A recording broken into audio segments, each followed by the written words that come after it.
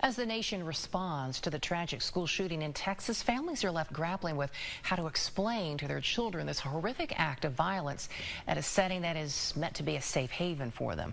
While devastating, these conversations are increasingly important in light of these recurring school shootings. So here to help us out, get that conversation going, we've got Dr. Lynda Spann, a licensed marriage and family therapist. Dr. Spann, thanks for taking time to talk with us. You're so welcome.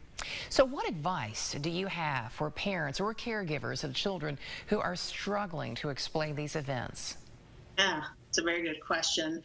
I think the most important thing for parents to remember and caregivers is that, our primary role with our children is to help them feel safe and secure in the world. And so we have to be open to talking to them, protecting them, comforting them, particularly when there's frightening things happening.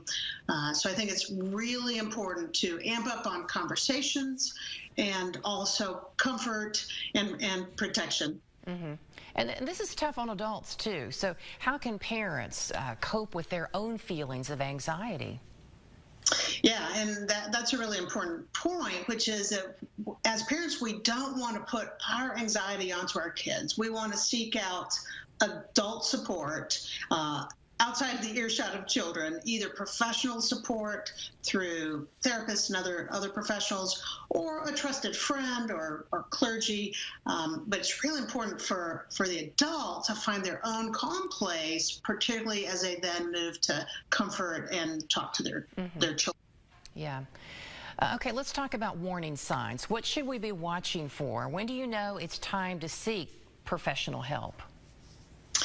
So what you're looking for is if your child stays in a state of dysregulation. They're either sad a lot, having signs of anxiety, perhaps their interest in doing things outside of the home just plummets. You want to look for if they're having nightmares more frequently, if they're waking up at night and looking for comfort. Those are some of the telltale signs. And with older kids, it's important to ask them how they're feeling and to keep the focus on the child's experience versus the events that are happening in the world. Right. Good point there. Where can we go for maybe more resources, for more information? So I always say Google search is a great place. If you're looking for a therapist in your area, psychologytoday.com is a really great directory for therapists and counselors.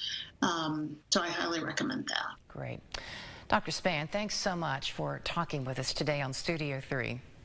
You're so welcome.